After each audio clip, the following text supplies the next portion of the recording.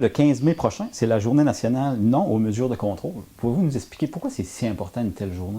Ben parce que c'est pas normal qu'en 2022, on puisse encore craindre pour son intégrité quand on entre sur un département de psychiatrie. Malheureusement, encore aujourd'hui, en Gaspésie comme ailleurs au Québec, on utilise les mesures de contrôle que sont l'isolement, la contention chimique et la contention physique. On les utilise encore trop. Ce sont des mesures d'exception. C'est sûr qu'il y a eu une grande amélioration, notamment en Gaspésie, dans les établissements gaspésiens qui utilisent maintenant des registres, qui suivent un protocole, mais il y a toujours de l'amélioration, il y a toujours de la place à l'amélioration. Et le 15 mai, ben, c'est pour souligner une grande victoire. Pourquoi on a choisi cette journée-là? C'est qu'il y a 7 ans, il y a 8 ans, c'est la 7e journée, mais il y a 8 ans, on a eu une grande victoire devant les tribunaux où la Cour a reconnu un grand abus des mesures de contrôle sur plusieurs patients dans un même établissement qui se situe à Montérégie. Donc, depuis cette grande victoire-là, à tous les 15 mai, on célèbre cette victoire en se rappelant qu'il faut toujours être vigilant par rapport à ça. Ces mesures-là sont-ils beaucoup utilisées en Gaspésie pour aux îles de la Madeleine? Heureusement, de moins en moins.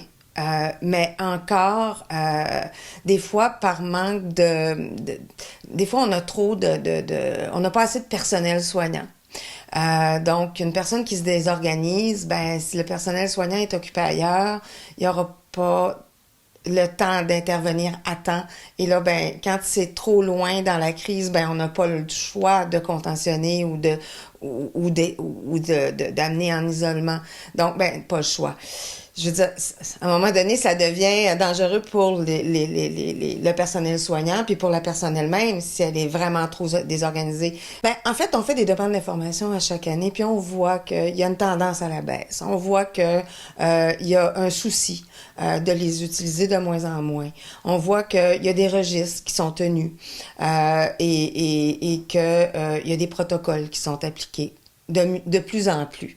Donc, on doit quand même féliciter là, les établissements, puis le CIS de la Gaspésie et celui des îles pour les efforts qui ont été faits. Mais c'est pas encore assez. Mais présentement, y a-t-il des alternatives?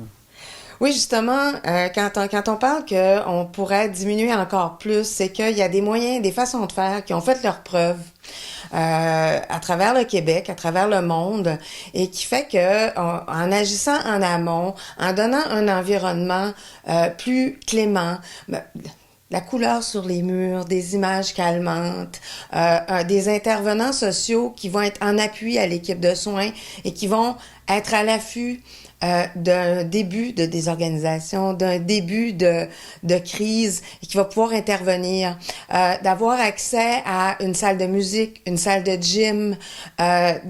Donc, c'est toutes des choses, ça, qui peuvent permettre aux gens de s'occuper, de se défouler ou de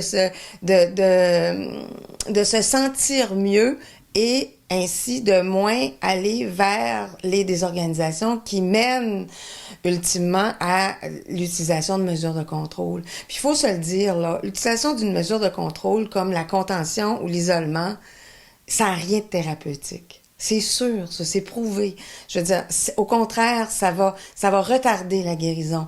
Donc, je pense que dans les établissements, ce qui reste à faire, puis ce qu'on aura avantage à faire, c'est de créer des milieux de vie beaucoup plus attrayants, beaucoup plus calmants, avec aussi des équipes qui seraient complémentaires aux équipes de soins, puis qui seraient là justement pour s'occuper des gens, d'animateurs en loisirs, des intervenants sociaux, qui seraient là pour s'occuper des gens, puis prévenir les crises.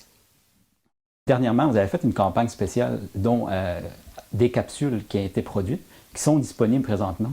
Oui, c'est un beau projet pré-pandémique. On avait commencé à faire des entrevues avec les membres de notre conseil d'administration, nos employés, avant la pandémie. Puis quand on a voulu finir le tournage avec des gens de l'extérieur, ça s'est arrêté. Puis là, on a enfin pu terminer le projet. Et c'est 14 capsules vidéo qui sont destinées à présenter l'organisme, mais à travers le regard de différentes personnes, soit qui ont eu recours à nos services dans le passé ou qui ont été des alliés, même de la première heure. On a entre autres Diane Leboutillier, la ministre du Revenu, qui nous parle du temps où elle était travailleuse sociale quand Droit et recours a été mis sur pied. Et son mari qui était psychiatre, Dr Saint-Hilaire. Donc, on a aussi Alexis Deschênes qui est avocat de l'aide juridique. On a 2 personnes qui ont fait appel à nos services récemment. On a des membres du conseil d'administration. Donc, tous ces gens-là nous disent ou nous parlent de droit et recours en leurs mots, puis selon leur expérience. Et les 14 capsules qui ont été diffusées, une à la fois sur la page Facebook pour toute la semaine de la santé mentale et jusqu'au 15 mai, ben, elles vont être disponibles sur notre site Internet à partir du 16 mai. D'accord. Y a-t-il des nouveautés qui s'en viennent prochainement? Oui, ben chez Droit et recours, là, depuis presque 2 ans, mais à cause de la pandémie, ça n'a pas levé comme on aurait voulu. Il y a la structure représentation qui fait son apparition dans la baie des Chaleurs comme un projet pilote. Mais là, on vient d'avoir le financement pour développer le projet à la grandeur de la Gaspésie. On a une nouvelle chargée de projet qui va partir à la recherche de personnes qui sont des gens utilisateurs de services en santé mentale ou qui sont des gens qui ont eu de la vulnérabilité économique et qui veulent faire partie de la solution en siégeant sur des comités où il y a des décisions qui se prennent par rapport aux services qui leur sont dédiés. Donc, faut surveiller leur représentation va se promener un peu partout en Gaspésie dans la prochaine année pour recruter des gens et pour développer la parole collective en Gaspésie.